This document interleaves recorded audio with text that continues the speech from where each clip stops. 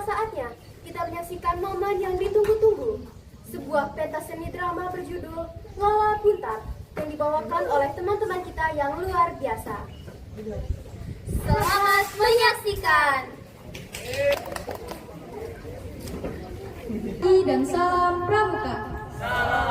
Dalam rangka hari ulang tahun gugus depan 0105-01006, kami akan mempersembahkan drama singkat yang berjudul Lala Buntar. Mari kita berkenalan dengan pemeran dalam drama ini. Bersama saya, Karisa Dewi Afionsa sebagai narator, dan inilah para pemeran kita. Selamat menyaksikan.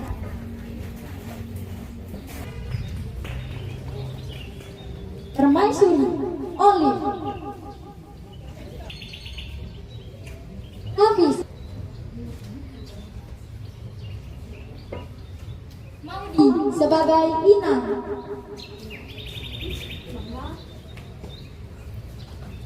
Nindi dan Tita sebagai Dayang Putri,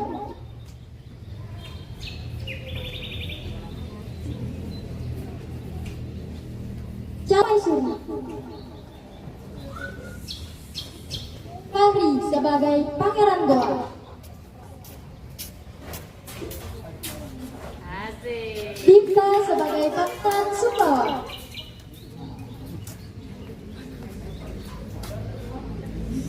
Alteza sebagai penasehat,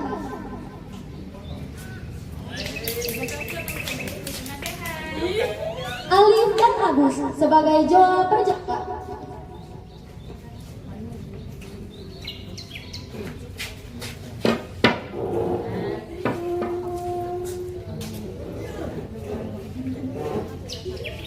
Kerajaan Sil. Letaknya kira-kira 35 km sebelah timur Sumbawa. Sekarang tepatnya di Desa Pemasar, Kecamatan Marung. Raja Sila mempunyai seorang putri yang sangat rupawan yang bernama Lala Buntar atau Lala Bunte. Diberikan nama demikian oleh ayahnya karena parasnya yang elok dan rupawan, bagaikan bulan purnama. Dalam bahasa Sumbawa, Buntar berarti purnama. Di samping parasnya yang sangat menawan, Lala Buntar juga sangat terampil. Salah satu keterampilannya adalah keahlian menenun. Kain hasil tenunannya itu sangat indah dengan motif-motif khas yang mempesona. Hal ini membuat nama Lala Buntar semakin terkenal ke berbagai pelosok negeri. Karena keterampilannya itu, sang ayah menghadiahkan seperangkat alat tenun yang terbuat dari emas. Wahai anakku, keluarlah sebentar. Ayah ingin memberikanmu sesuatu. Tunggu sebentar, Ayah.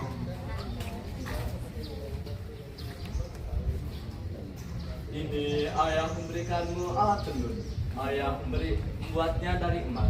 Apakah engkau menyukainya? Wah, aku sangat menyukainya, Ayah. Terima kasih banyak. Sama-sama anakku. Jika begitu, ayah kembali ke ruangan ayah dahulu. Baiklah, Ayah. Sekali lagi terima kasih. Mendengar berita tentang Lala Buntar, banyak sekali putra-putra raja yang ingin melamar untuk dapat mempersunting Lala Buntar. Pada suatu hari, Raja Silang kedatangan beberapa orang tamu. Ada yang datang dari kerajaan yang berada di Pulau Sumbawa dan bahkan dari kerajaan luar Pulau Sumbawa, antara lain adalah Kerajaan Goa. Mereka semua bermaksud sama, yakni datang untuk meminang Lala Buntar.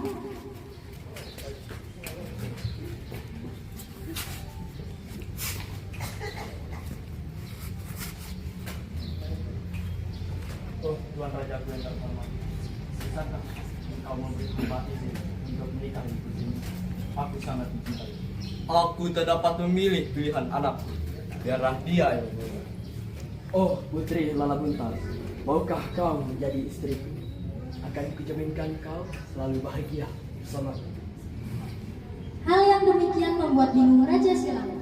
Terlebih-lebih, semua tamu yang datang bersikeras agar permintaan mereka dikabulkan.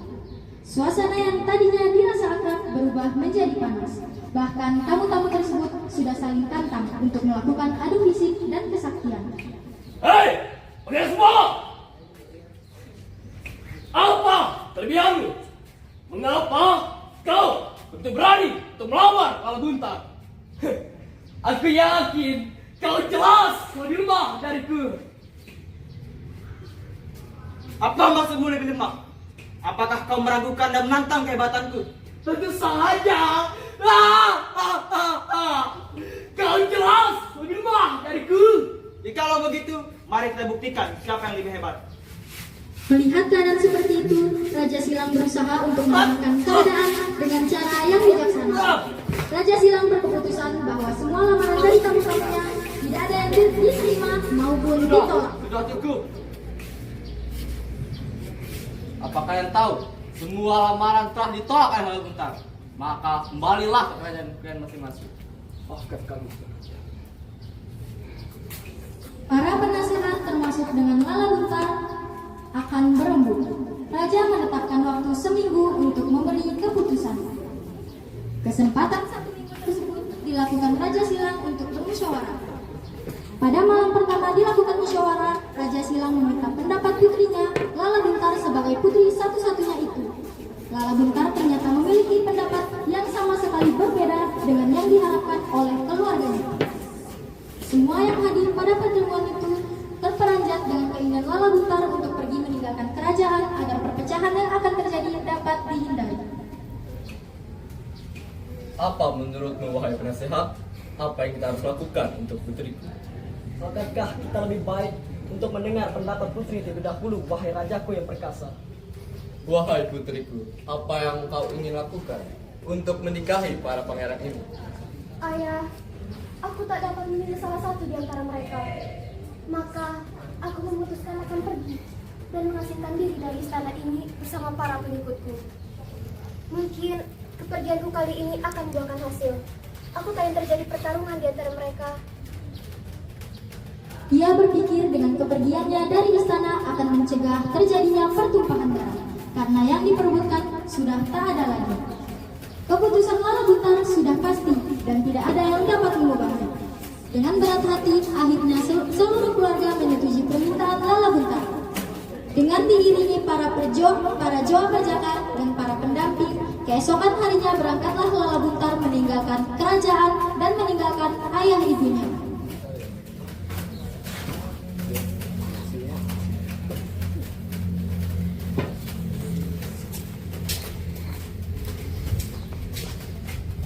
Wahai anakku, apakah kau yakin dengan keputusanmu ini? Aku yakin, Bu, karena keberadaanku di sini ternyata membuat terjadinya pertumpahan darah. Wahai putri Lalabentar, apakah kau yakin ingin pergi dari istana dan meninggalkan raja dan datu? Tentu saja, Daya. Aku tak ingin terjadi perkelahian hanya karena mereka memperebutkanku. Baiklah putri, kami akan ikut bersama putri dan selalu menjaga putri. Terima kasih, Daya. Aku akan ikut bersama putri Lalabentar. Jaga diri kalian baik-baik, Inang dan anakku. Akhirnya mereka pergi ke suatu tempat untuk mengasingkan diri. Dalam kepergiannya itu, Lalabentar membawa serta alat tenunnya yang terbuat dari emas. Dalam perjalanannya, Lalabentar berpikir bahwa kemanapun ia pergi, sepanjang masih terlihat orang, maka dirinya akan diperebutkan. Oleh sebab itu, tidak terlalu jauh dari kerajaannya, Lalabentar meminta kepada para pengikutnya untuk berhenti dan membangun timbunan dari batu dan tanah.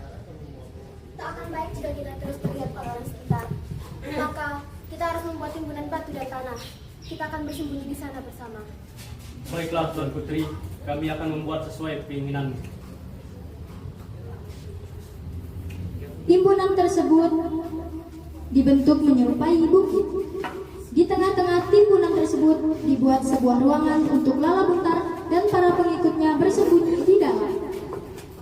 Di atas timbunan tersebut terdapat lubang untuk Lalabentar dan para pengikutnya untuk bernafas. Salah seorang pengikutnya berada di luar timbunan batu itu untuk menjemput makanan dari istana kerajaan guna keperluan Lalabentar.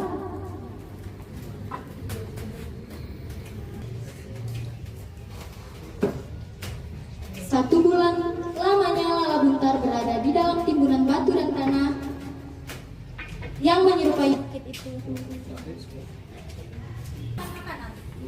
Pelayan yang bertugas memasukkan makanan itu berpikir tentunya Lalabentar beserta para pengikutnya di dalam timbunan telah meninggal.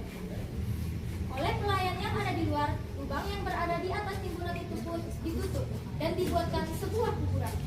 Sekarang, kuburan tersebut dapat dilihat tepat di atas sebuah bukit, kira-kira 5 km dari desa Pemasar, Kecamatan Maros.